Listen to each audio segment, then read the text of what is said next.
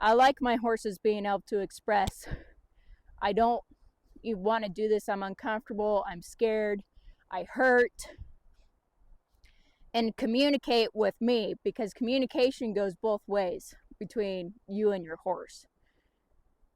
And if you get a horse that doesn't feel comfortable communicating with you when they're uncomfortable, and that you're not going to guide them and show them how to be comfortable in a situation, then you're going to get a horse that's violent and explosive with things versus a horse that's confident with you. Just like I talk about all the time, establishing clear communication and expectations with your horses when you're riding them. Be very clear and deliberate with what you're asking them. It's the exact same thing with your horse communicating with you and telling you, there we go, perfect. No reaction at all, no kick, no nothing. Good girl. It's very important that your horses feel comfortable communicating with you, that they're uncomfortable with something and not having a violent reaction. Reba is a good example of that. She has been very good with me. She hasn't been violent towards me. She's kicked at the rope a couple of times. She blew out from me once. But you could tell that she is comfortable expressing herself, that I am uncomfortable with this. I do not like this. If she were with somebody that ignored that, Reba would turn into a horse easily, a horse that becomes dangerous to people. She would be the horse that strikes people. She would be the horse that kicks people. She would be the horse that when you got on and you ignored her, and I know this for a fact, Reba has never, when I started her under saddle, she never bucked, ever, once. The only time Reba has ever bucked with me, and I wouldn't even say it's a buck, it's a crow hop, is when she is uncomfortable and she's in pain.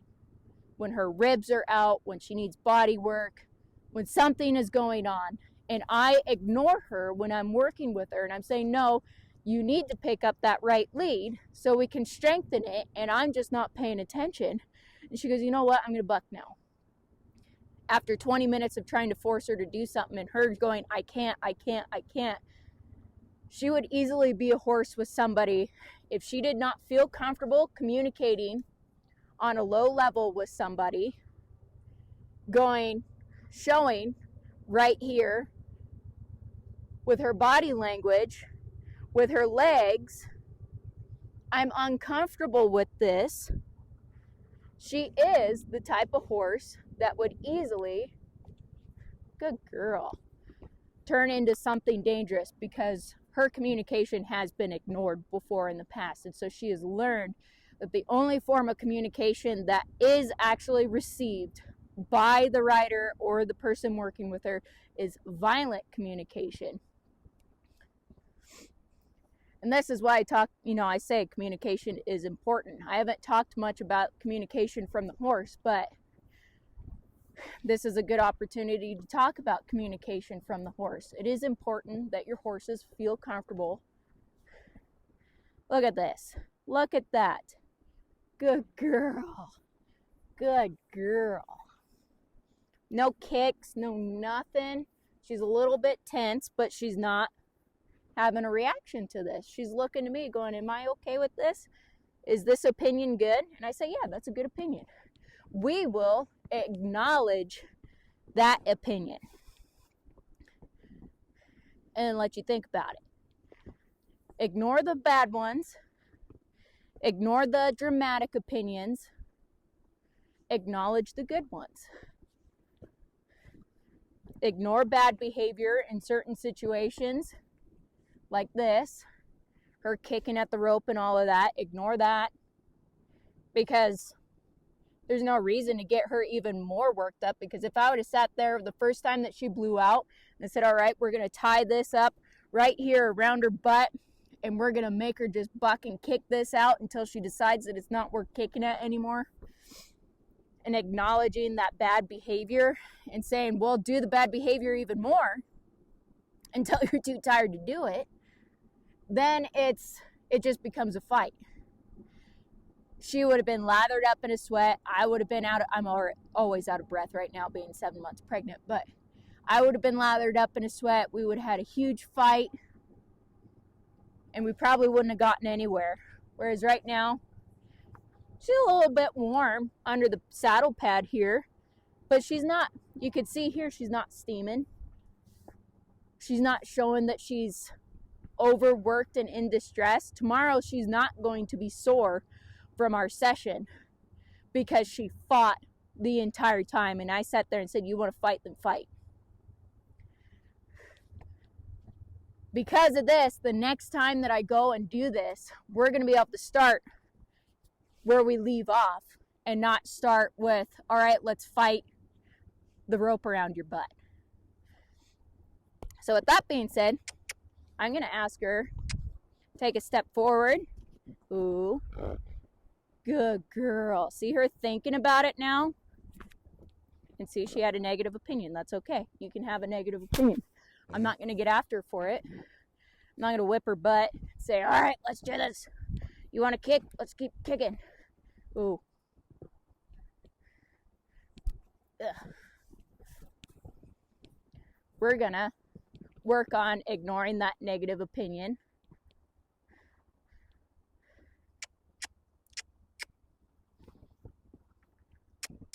And forming a positive one. There we go. That's what I want. Good girl. Ooh.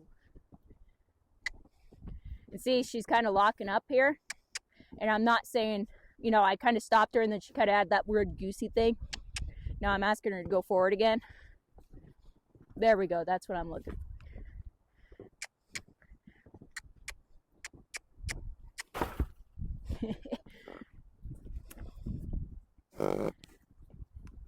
She's learning here. Easy. Easy. Oh, hey, hey. There. And see here, I'm not getting her worked up by reacting to her negative opinions and reactions and violent reactions. I'm just going, calm down. It's okay.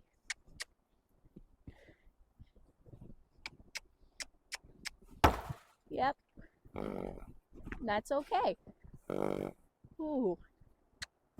Ooh. Hey. Hey. Hey.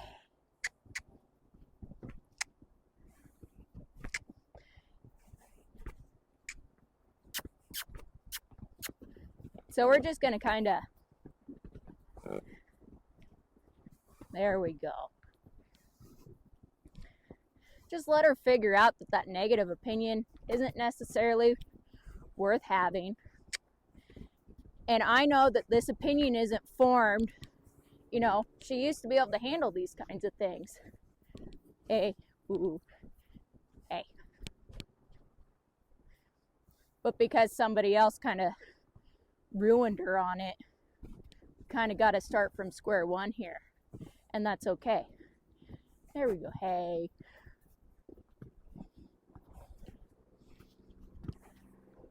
Hey. And so now that we've gone around a couple of times, I'm kind of, now what I'm doing, when I see her start formulating a reaction, that kick, you could see me jiggling the lead rope here. And I'm distracting her and saying, hey, let's not do that now. Now that we've gone around a couple of times and we're consistently still getting that kicking reaction. I'm not, what a lot of people would do in this situation right here, is what they would do is they'd tie it to the surcingle. If they're in this exact situation, they'd tie it to the surcingle and then they'd go, all right, let's lunge, and you could sit there and kick it out. And so, like I said, I don't want to reinforce and reassure her fears. I want her to build her confidence. So what I did there, and you could see here just by jiggling that rope, when she was thinking about kicking, you could see it, that hind end kind of right there. She's thinking about it. I jiggle that rope and get her attention on me. And by diverting her attention to me and distracting her, what we ended up doing is helping her realize that this is not worth a reaction. It is not worth kicking at. So now she's moving forward confidently and comfortably. She's licking and chewing, and she's feeling a lot better about it now. Ooh. And we're just going to drop that rope.